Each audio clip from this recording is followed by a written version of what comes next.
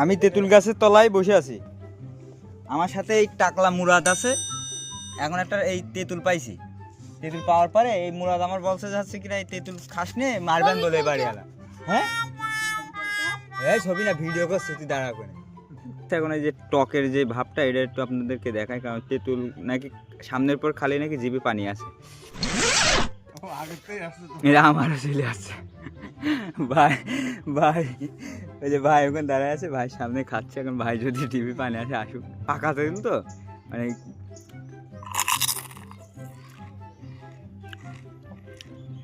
একটুও টক না।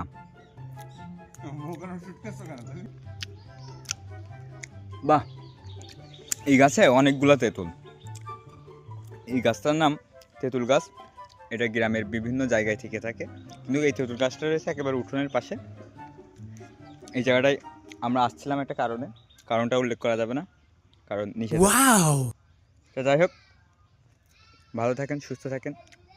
মাঝে মাঝে টকমক খেয়ে দেখেন আসলে টক লাগে কিনা, এই অনুভূতিটা আছে কিনা আপনাদের। ঠিক আছে, ধন্যবাদ।